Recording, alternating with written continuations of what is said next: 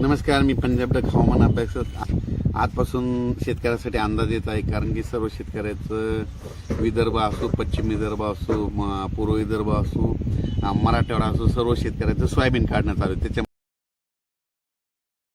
राज्यामध्ये म्हणजे सगळीकडे काही पाऊस पडणार नाही म्हणून हा अंदाज लक्षात येता.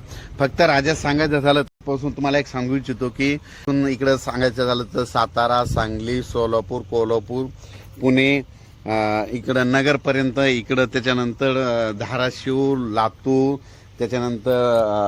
लातूर, त्याच्यानंतर बीड जिल्हा, इकडं परभणी जिल्हा, इकडं जालन्याचा म्हणजे जालन्याच्या इकडं घनसावंगी त्या भागापर्यंत, इकडं नांदेड जिल्हा, हिंगोली जिल्हा आणि यवतमाळ, म्हणजे ह्या इतक्या पट्ट्यामध्ये असा पाऊस पडणार आहे. म्हणजे ह्या 7 आणि 8 ऑक्टोबर ह्या 4 दिवसामध्ये म्हणजे तिकडे काही पाऊस पडणार नाही, विदर्भात काही जाणार नाही. म्हणून विदर्भातल्या शेतकऱ्यासाठी सोयाबीन काढत आहेत म्हणून त्यांच्यासाठी खरंच आनंदाची बातमी. कारण की पाऊस काही येणार. आणि राज्यात सांगायचं आता उत्तर महाराष्ट्राकडे वळू.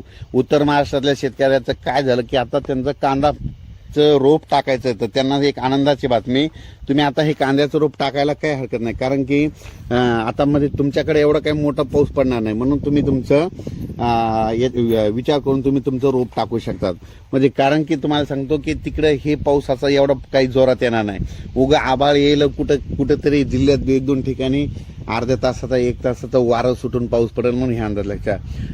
खरंच जास्त पाऊस सांगायचं झालं तर इकडला पट्टा म्हणजे आणखीन परत एकदा सांगतो की जास्त पाऊस कुठं होणार आहे. 9 ऑक्टोबर ते 14 ऑक्टोबर दरम्यान सांगली जिल्हा, कोल्हापूर जिल्हा, सातारा जिल्हा, त्याच्यानंतर इकडे जत, पुन्हा कर्नाटक हे साईड, कर्नाटकची बॉर्डर, त्याच्यानंतर धाराशिव जिल्हा,